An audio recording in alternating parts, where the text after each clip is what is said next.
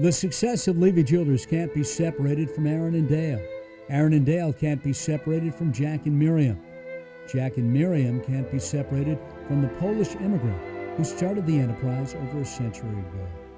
Running through all of those individuals was a common understanding of the fundamentals of a successful life, and understanding that is an essential part of tonight's honorees. It's almost a one-syllable introduction. This is Dayle and Aaron Levy. You really kind of think of Dayle and Aaron as one person, but the two of them are just a model of marriage, of respect for other people. Community service and family is really the main reason to be alive.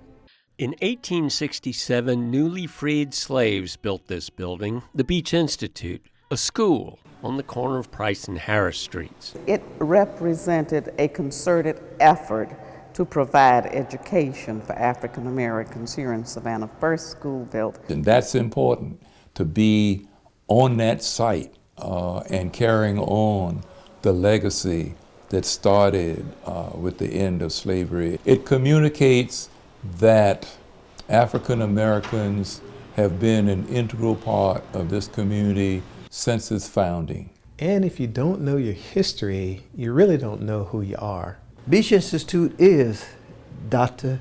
Annette Kennedy Brock.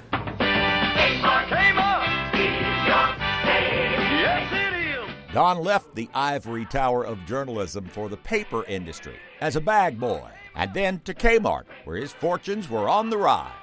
In fact, had been promoted to manager of the lamp department.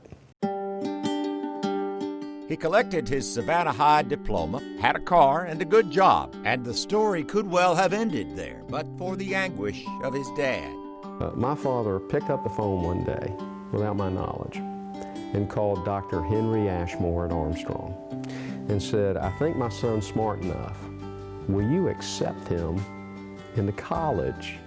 There's no single path to becoming a great leader, no predictor of where the defining moment will be when the spark ignites. For Gene Cartledge, it came in the doorway of an airplane. I was in the airborne, and I wasn't brave. I was an absolute coward. And when I stood in the door of that airplane, I can tell you my knuckles were white, and I jumped. And I finally thought about, why did I jump? Not because I was patriotic, not because you get $100 more a month, but I jumped because I'd rather die than make an ass out of myself in front of my buddies. And that lesson taught me that if you can form teams, your team members had rather die than they would to let their members down.